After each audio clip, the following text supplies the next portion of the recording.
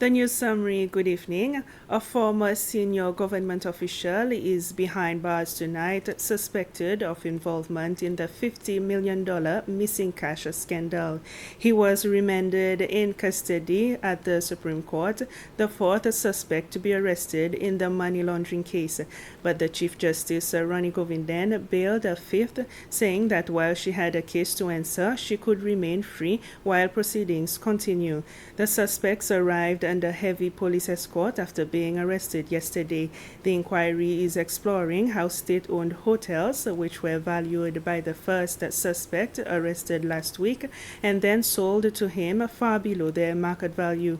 Chief Justice Ronnie Govindan said the suspect appearing this afternoon must have been aware of the deal. The second suspect today is under investigation for transferring the cash gift to a London bank account on the original suspect's instructions. She was released on a 50,000 rupees bail and ordered to surrender her passport. The leader of the United Seychelles says he is relieved that the investigation into the missing $50 million has had a big breakthrough. He has called on the Anti-Corruption Commission and the judiciary to conduct the investigation with transparency and independence. Dr. Patrick Amini wants this matter to be resolved so that the country can move on to other economic issues. In order to clarify the position of the United Seychelles on the ongoing court trial and investigation of the 50 million United States dollars that allegedly were stolen, if I may use that word. This investigation is being conducted by the Anti-Corruption Commission of Seychelles. And our position is, yes, we support that investigation. In fact, the investigation was initiated by the former government under the leadership of President Faure. And we pray and hope that the trial itself will be fair and that all concerns will have all their rights under the Constitution and the laws of Seychelles protected and exercised. So we, like I've said, we hope that this issue will eventually be behind us sooner rather than later, so that we can, as a country, as a nation, focus on the real problem that we are encountering today, the economic difficulties of the Seychellois people, and that include the high cost of living and the fact that this year or next year they will not be getting the 13-month salary.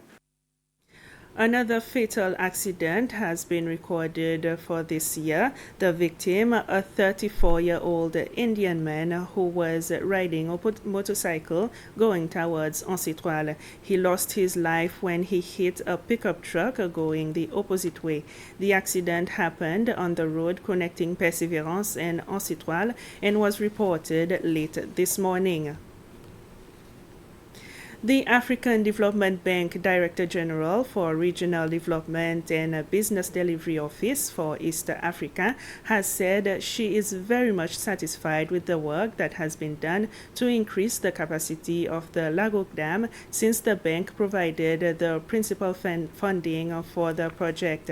This morning, accompanied by PUC officials and contractors, she was briefed on the progress of the project, which started in 2018.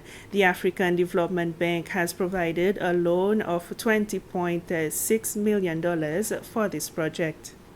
Like where we are standing today, when we came last year, we couldn't have come here. Even the road was blocked, it wasn't accessible. So we are very impressed by the work that needs to be done. Over 90% of the work has been done, but you know, normally you may say what is left is small, but those finishing touches are very, very important, because this type of work, as you do, you evaluate what has been done, you make sure that it's strong enough, it can do the work, and sometimes you there's a need to reinforce what has been done, and that has happened on this work. So we are glad to see the development, and I'm sure we would have seen much more development if COVID hadn't resulted in slow work. There was the part of the shutdown for about a month or two, but most importantly, everybody knows that there was a time that you couldn't import the supplies that you needed. But we are happy that things are back on track and things are moving on. The United Nations have officially opened an office in the Maison de Mai building in Victoria. The UN Coordinated Officer of Seychelles, Christine Umutoni, alongside the Foreign Affairs Minister and Tourism Sylvestre Degonde, had the honor of cutting the ribbon. Coordinated Officer Alexander Mancom says that this office will help facilitate communication and collaboration with the agencies of the UN. Many people don't realize that there are actually 20 agencies affiliated to the Seychelles. Although only 4 of these are physically based here, there are another 16 which have Seychelles under its portfolio. So there's a lot of opportunity here to capitalize on, and a lot of work to be done. But it's certainly a very exciting development. My role is to basically help coordinate and facilitate everything that takes place between the different agencies and so forth. And that's it for the news summary. We'll be back at 8 for the Creole News Bulletin. Bye-bye for now.